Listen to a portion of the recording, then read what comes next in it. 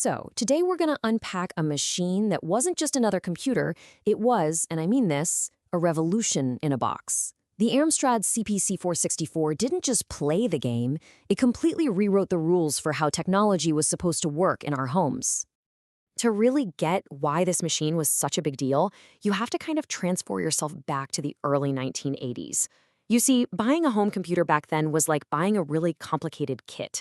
You'd get the computer itself, sure, but then you needed a separate tape drive and this spaghetti monster of cables that you had to somehow figure out and plug into the one family television. And into this chaos steps a company called Amstrad. Now, at the time, these guys were known for making affordable hi-fi systems, stereos. Not computers, but they took one look at the absolute mess of the home computer market and saw this massive opportunity to do what they did best, make things simple. And they absolutely changed the game with one brilliant and really deceptively simple idea, an all-in-one revolution. I mean, just look at this. The difference was literally night and day. Amstrad put the tape deck right into the keyboard. Bam, one less box. They bundled in its own monitor, so no more fighting over who gets to use the TV. And here was the masterstroke, the absolute genius move. The monitor itself housed the power supply for the entire system. One machine, one plug in the wall. That's it. You're done. One of the engineers, a guy named Ivor Spittle, he called it an impulse purchase package. The whole vision was just so simple. A family could walk into a store, buy it, take it home, plug that one cable in, and it would just work. This wasn't a computer for techie hobbyists. It was designed to be a piece of consumer electronics, just like a VCR. And yeah, this brilliant design choice was a massive, massive success. The CPC 464 sold over 2 million units. It became this dominant force in homes all across the UK, France, and Spain, and in doing so, it created this huge, hungry market for really high-quality software. All right, so what was the magic under the hood that was powering this all-in-one marvel? Well, it all came down to a really clever and super efficient 8-bit hardware design. The graphics system was just incredibly flexible. It gave developers a choice of 3 completely different modes. You had Mode 0, which gave you 16 glorious colors for these big, vibrant arcade-style games. Then there was Mode 1, a great middle ground, perfect for adventure games. And finally, Mode 2, which gave you this really crisp, high-resolution display for serious stuff like word processing. And here's the secret sauce, right? Developers weren't stuck with some fixed, ugly set of colors. No, they could pick their 16 or 4 or 2 colors from this master palette of 27 available shades. And that right there is why Amstrad games often had such a distinctively rich and colorful look compared to a lot of their rivals. And the sound. Oh man, the sound. The CPC used the legendary AY38912 sound chip. This beast gave it 3 separate channels for music, another channel just for noise and sound effects, and it all came blasting out of a built-in speaker with its own physical volume knob on the side. It was a complete audio package right out of the box.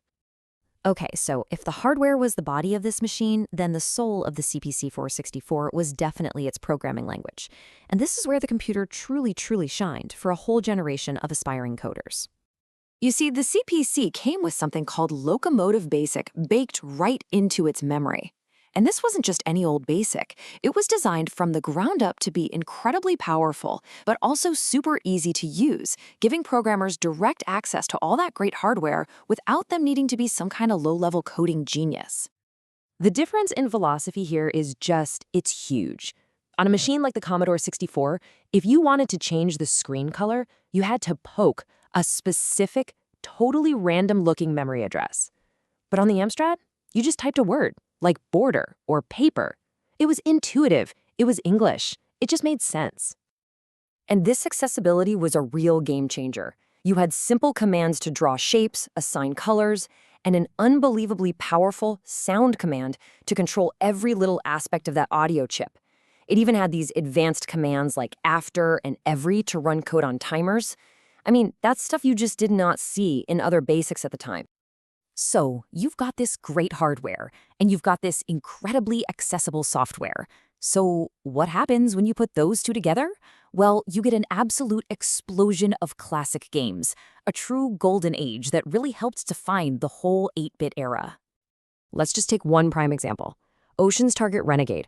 This game was an absolute technical masterpiece. It was a showcase for exactly what the CPC could pull off when a talented team got their hands on it.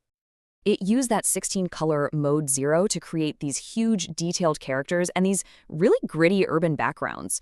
The scrolling was just buttery smooth, and it even managed a 2-player co-op mode, which, trust me, was a really big deal that a lot of other 8-bit systems really struggled with. It felt like you had the actual arcade machine sitting in your bedroom.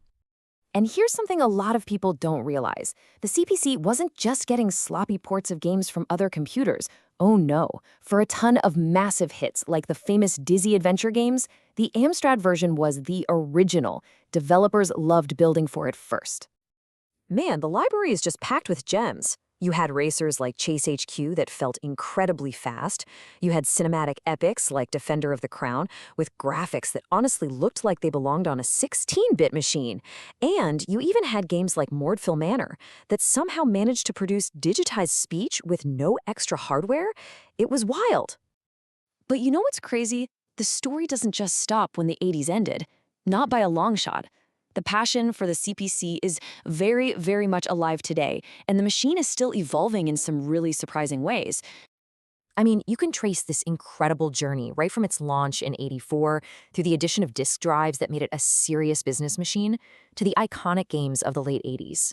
And that timeline, it just keeps on going, right up to today, with modern hardware giving it powers its designers could have never dreamed of. Okay, check this out. A perfect example is the M4 Wi-Fi interface. This little board, created by the fan community, gives a 40-year-old computer Wi-Fi. It adds an SD card for basically unlimited storage, and it even lets you create save states for any game you want. It's just this incredible fusion of old and new tech. So this proves it, right? This isn't just about nostalgia or preserving the past. There's a dedicated, thriving homebrew scene that is actively creating brand new games for this machine today, squeezing every last drop of performance out of this classic hardware in ways no one thought possible back in the day. You know, when it's all said and done, the Amstrad CPC 464 probably wasn't the most powerful or the most advanced computer of its time, but it might have been the most complete, the most considered, the most user-friendly. And it just kind of reminds us that sometimes the best technology isn't about having the most features, but about elegantly solving a real human problem.